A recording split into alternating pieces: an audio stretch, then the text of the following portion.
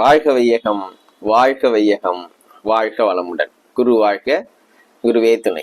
நண்பர்களுக்கு வணக்கம். நான் வடலூர்லேருந்து துரை. இன்னைக்கு இந்த பதிவில் என்ன பார்க்க போறோம் அப்படின்னா, குணக்கேடான வரன் யாருக்கு அமையும் அப்படின்றத பத்தி தான் பார்க்க போறோம்.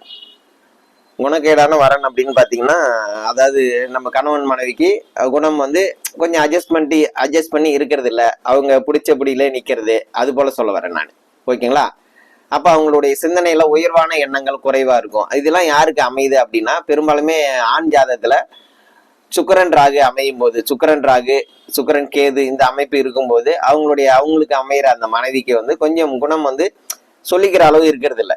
ஒரு உயர்வான குணங்கள் கம்மியா இருக்கும். இல்லை எது இருந்தாலும் அதுல எனக்கு இப்படிதான் பிடிக்கும் அப்படின்ற அந்த பிடிவாதம் இருக்கும். அது போல குணக்கேடான வரன் அப்படின்னும் போது அப்படிதான் சொல்ல வரோம் நம்ம. அதுக்கான ஆண் ஜாதகத்துல சுக்கிரன் ராகு சுக்கிரன் கேது இருக்கிறவங்களுக்கும், பெண் ஜாதகத்துல செவ்வாய் கேது இருக்கும் போதும், ஒரு பெண் ஜாதகத்துல செவ்வாய் ராகு செவ்வாய் கேது இருக்குது அப்படின்னா அவங்களுக்கு வர்ற கணவருக்கு அது போல அமைப்பு இருக்கும். ஒரு பிடிவாதம் இருக்கும்.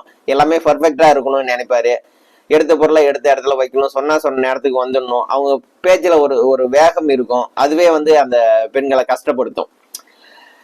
அந்த அந்த தன்மையை புரிஞ்சிக்க மாட்டாங்க. ஓரளவு குரு பார்வை இருக்கு அப்படின்னா ஓரளவு அந்த கிரக சேர்க்கைக்கு சுக்கிரன் ராகு சுக்கிரன் கேது செவ்வாய் ராகு செவ்வாய் கேது இந்த அமைப்புக்கு குரு பார்வை இருக்கு அப்படின்னா ஓரளவு அதுல அட்ஜஸ்ட்மெண்ட் இருக்கும்.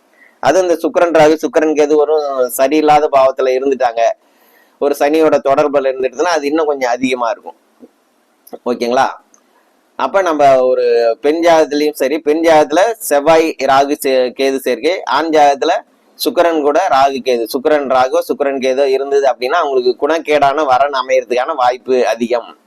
அது மட்டும் இல்லாம ஒரு திருமணம் ஆயிடுச்சு அப்படின்னாலும் ஒரு 7ஆம் அதிபதி மேலேயோ இல்ல சுக்கிரன் மேலேயோ இல்ல செவ்வாய் மேலேயோ ராகு கேதோட பயணம் இருக்கும்போது இது வரைக்கும் அந்த திருமண வாழ்க்கையை சுமூகமா போயிட்டு இருக்கும். ராகு 7ஆம் பாவத்து மேல போகும்போதும் சரி, 7ஆம் அதிபதி மேல போகும்போதும் அந்த அந்த திருமண வாழ்க்கையில கொஞ்சம் கசப்பு வரும். அவங்களுடைய கணவனுக்குள்ளேயே மனைவிக்குள்ளேயே அவங்களுடைய குணமாற்றம் இருக்கும்.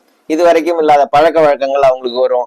இது வரைக்கும் அப்படி பேசியிருக்க மாட்டாங்க. இப்ப திடீர்னு இப்ப கும்பத்துல யாருக்கெல்லாம் 7ஆம் அதிபதி இருக்குதோ, யாருக்கெல்லாம் சுக்கிரன் இருக்குதோ அவங்க மனைவி கிட்ட மாற்றம் இருக்கும். அது போல யாருக்கெல்லாம் செவ்வாய் இருக்குதோ, யாருக்கெல்லாம் அங்க 7ஆம் அதிபதி இருக்குதோ அவங்களுக்கு பெண் ஜாதகத்துல கணவர்கிட்ட இருந்து ஒரு மாற்றம் தெரியும். இப்படி அந்த ராகுகேது கோச்சார ராகுகேதும் இப்படி ஒரு பிரச்சனையை பண்ணும். அதனால கோச்சார ராகுகேதும் சரி, பிறந்த காலத்துல இருக்கிற அந்த சுக்கிரன் ராகு சுக்கிரன் கேது செவ்வாய் ராகு செவ்வாய் கேதுன்னு தான் கணவன் மனைவிக்குள்ள இருக்கிற அந்த வரனுக்குள்ள உள்ள குணமாற்றத்தை சொல்லுது. உங்களுக்கு தெரிஞ்ச ஜாதகத்திலையும் அப்ளை பண்ணி பாருங்க, இது சரியாவே இருக்கும். அப்ப நம்ம